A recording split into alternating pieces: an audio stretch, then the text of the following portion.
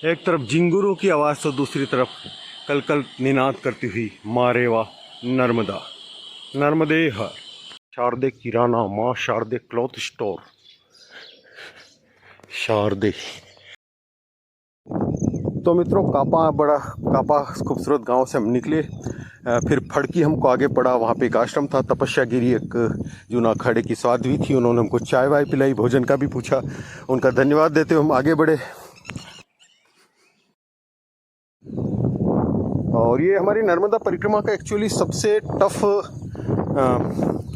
Track था, लेकिन बहुत ही खूबसूरत, नेचुरल और बड़े प्यारे लोग। कहीं कहीं गांव भी क्या, घर कहीं कहीं दूर सुदूर। और मैया इतनी छोटी यहाँ पे हो गई थी कि लोग पैदल भी पार करते हमने देखे यहाँ पे। और अब हम बढ़ रहे थे एक आश्रम, मोहन बाबा का आश्रम है यहाँ पे। तो बड़ा सुखद, वहाँ पे जाते हमको लगा कि बिल्कुल सुनसान जंगलों के बीच में बहुत से मजदूर काम कर रहे थे। एक्चुअली वहाँ पे नीचे घाट बन रहा था। हम ऊपर आश्रम में गए, बहुत प्यारे लोग थे उधर के लोकल। मोहन बाबा ये मोहन बाबा की समाधि है। तो मोहन बाबा एक लोकल संत हुए, गृहस्थ थे, अभी उनके पुत्र संभालते हैं। और बिल्कुल सामान्य सेवा है, चूल्हे पे भोजन बनता है, दाल रोटी चावल। और यहीं पे हम रुके। जय हो भोलेनाथ की। यहीं पे हमने बिल्कुल देशी भोजन किया, चूल्हे पे बना हुआ। थोड़ा सा विश्राम करने के बाद 1 बजे ही देवी बोल दी कि चलिए आगे चलते हैं। मुंबई कपल्स वहीं रुके हुए थे फिलहाल। हम दोनों तेज़ धूप में आगे निकल गए। हमको एक यहाँ पे आगे एक मंदिर बताया था किसी ने, वहाँ जाना। तो देवी चूँकि आगे चली गई, वो वहाँ रुक गई। मैं थोड़ा अलग निकल गया था, गलती मेरी थी। फिर मैंने लगभग 1 घंटे आगे जंगल में इंतज़ार किया। मैया पास थी तो वहाँ जाके स्नान वान किया। फाइनली देवी आ गई। डोंट वरी, को मैंने आवाज धीरे धीरे बढ़ते रहिए। वो बोल रही कि नहीं सुनाई दिया है। वो बोली मैंने भी आवाज लगाई थी। शरण में यात्रा कर रहे हैं। ओके। देवी जी कोई भी तीखी बात भी बहुत सॉफ्ट लहजे में कह देती, बहुत बड़ी विशेषता थी उनकी। तो थैंक्स गॉड कि फिर देवी जी हमको मिल गई और आगे की हमने यात्रा शुरू की, बहुत ही आनंददायक वे में। और बहुत ही प्यारा रास्ता था आगे का। और फिर चलते चलते हमको मिली सिलगी नदी। ये कौन सी नदी है? पत्थर फिसलन वाले थे और ये मैया में संगम था। इसको पार किया और ये लोग देखो गाँवों के हमको जंगलों से तेंदुपत्ता लेकर आ रहे थे, ये मिले। फिर हम आगे बढ़ते रहे। थोड़ी देर बाद सिलगी फिर घूम फिर के हमको मिली। देवी ने तो अब की बार सैंडल भी नहीं खोले, मुझे अपने जूते खोलने पड़े। और इस प्यारी सी नदी में, इन प्यारे जंगलों के बीच हम आगे बढ़ते रहे। पहुंच गए फुलवाही गांव।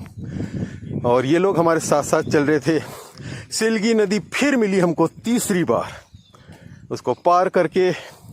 और फिर हम चलते चलते सारंगपुर के रास्ते जा रहे थे। और आगे सारंगपुर गांव था, मैं थोड़ा आगे हो गया।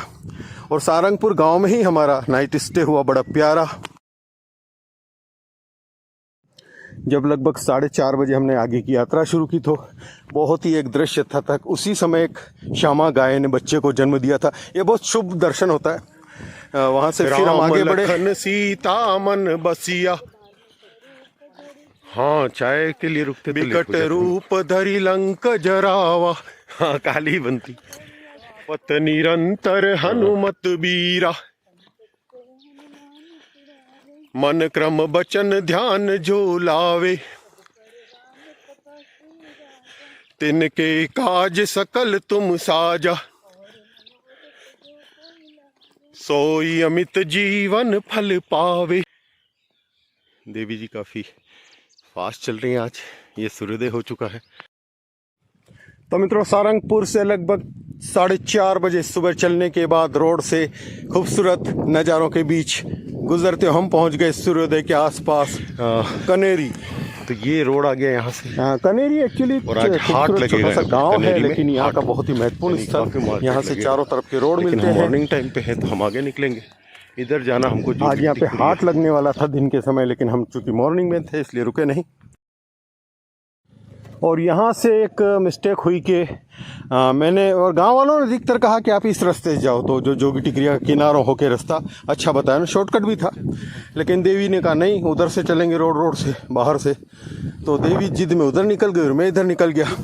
फिर आगे जाके मुझे लगा नहीं, मेरे को देवी जी के साथ ही चलना चाहिए। तो फिर वहाँ से खेतों में होते हुए मैं कनेरी से मनेरी गया। ये मनेरी का दृश्य है, डिंडोरी जिला है मध्य प्रदेश का। तो मित्रों लगभग 3 किलोमीटर वाया मनेरी आने के बाद मुझे रोड मिल गया और एक सुखद आश्चर्य हुआ कि आगे एक चित्रकूट का माइलस्टोन मिला जिसपे चित्रकूट लिख रखा था। चित्रकूट का ये लगा है, चित्रकूट 296 जो चित्रकूट उत्तर प्रदेश में है, भगवान राम की तपस्थली। चित्रकूट 296, चित्रकूट यहाँ क्यों दिया जबकि ये तो बिल्कुल लोकल रास्ते हैं इधर के। ये नदी हमने चौथी बार क्रॉस कर रहे हैं कल से। अभी ब्रिज के ऊपर से क्रॉस कर रहे हैं। ये नदी हम चौथी बार क्रॉस कर रहे हैं। कल 3 बार क्रॉस की, घूम फिर के आती है।